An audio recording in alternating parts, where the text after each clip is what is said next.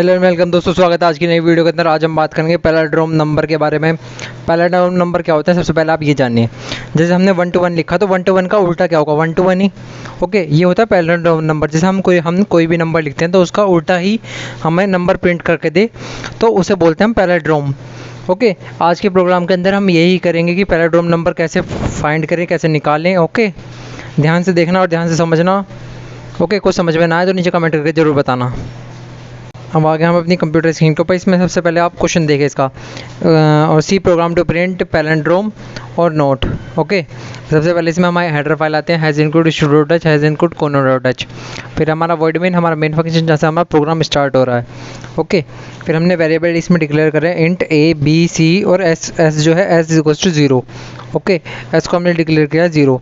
Consolation को clear करने के लिए हमने लगाया CLR कि जब भी हम नया आउटपुट प्रिंट करवाएं तो वो बिल्कुल क्लीन दिखाए। ओके, प्रिंट एफ में enter a number.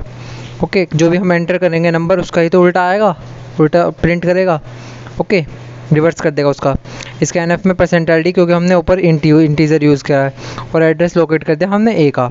C is equal to ए होगा कि जो सी होगा हमारा वो ए के इक्वल होगा। ओके, सबसे पहले हमने वाइल की कंडीशन दिया। वाइल में जो है ए जो है वो बड़ा होगा 0 से।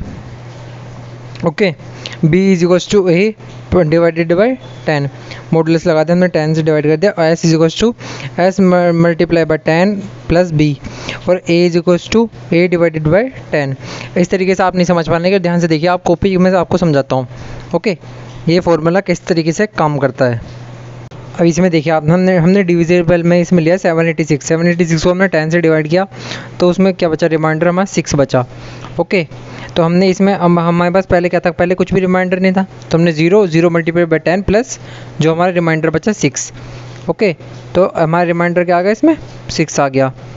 ओके, अब क्या नाम है, अब नेक्स्ट वाले में देखिए हमारे पास क्या बचा था, वहाँ 78 बचा था।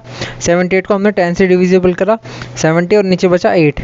ओके, अब हमारे पास ऊपर रिमाइंडर बचा हुआ था, और रिमाइंडर 6 मल्टीप्लाई बाई 10 प्लस 8 जो अब रिमाइंडर बचा तो वो हो गया 68। ओके, अब नेक्स्ट वाले में रिमाइंडर देखिए, नेक्स्ट वाले को हमने डिवाइड किया 7 को 10 से, और हमारा रिमाइंडर बचा इसमें 7।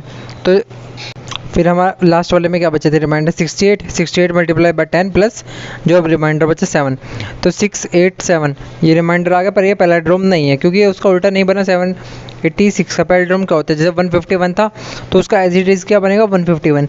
262 था उसका एज इट इज़ क्या बनेगा 262।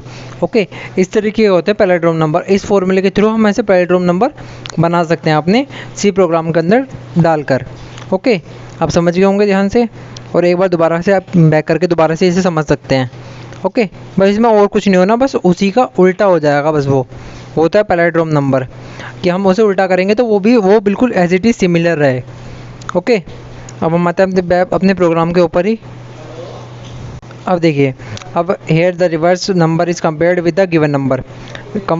और अब हमने इफ़ में क्या कंडीशन दी, s is equal to c, और एस जो है इक्वल है सी के, और सी के इसके इक्वल है ए के, और ए क्या था हमारा जो हम एंटर करेंगे नंबर अपना। ओके, अगर कंडीशन ये ट्रू रही तो वो पैलिंड्रोम दिखाएगा, अगर कंडीशन ट्रू नहीं रही तो पैलिंड्रोम नहीं दिखाएगा। ओके, इसलिए हमने प्रिंट एफ में दिया the number % is a palindrome, और एल्स के अंदर दिया the number % is not a palindrome. Okay, last में गैस सी एच कंसोलेशन को होल्ड रखने के लिए। ओके, अब हमारे पास इसमें हमने इसीलिए कंडीशन दिया S is equal to c और सी इज इक्वल टू ए, और ए हमारा था जो हमने वैल्यू इनपुट करेंगे उसके अंदर, वो अगर इक्वल होगी इसके तो वो पैलिंड्रोम दिखाएगा, अगर इक्वल नहीं होगी तो वो पैलिंड्रोम नहीं दिखाएगा। ओके, अब हम आते हैं अपने आउटपुट स्क्रीन पर, लास्ट में getch console screen को होल्ड रखने के लिए। अब ये देखिए, हमारा सबसे पहला आउटपुट 121 का पैलिंड्रोम क्या होगा, 121 ही होगा एज इट इज़ है ना, क्योंकि वो रिवर्स हो जाएगा उसका, वो 121 ही दिखाएगा। ओके, अब हम आते हैं अपने नेक्स्ट आउटपुट के ऊपर। अब इसमें लिया हमने 535 ही दिखाएगा, वो पैलिंड्रोम नंबर हो गया है। ओके, अब हम आते हैं अपने लास्ट आउटपुट के ऊपर। अब देखिए, हमारा लास्ट आउटपुट क्या है, 786 पैलिंड्रोम नहीं होगा क्योंकि अभी हमने चेक करा था वो 687 आ रहा था। ओके, तो वो पैलिंड्रोम नहीं होगा। ओके, तो अब इसी तरीके से आप भी अपना बना के देख सकते हैं प्रोग्राम को, और आप भी करके देखिए। अगर कुछ समझ में ना आए तो नीचे कमेंट करके जरूर बताइए। आज के लिए बस इतना ही, थैंक यू।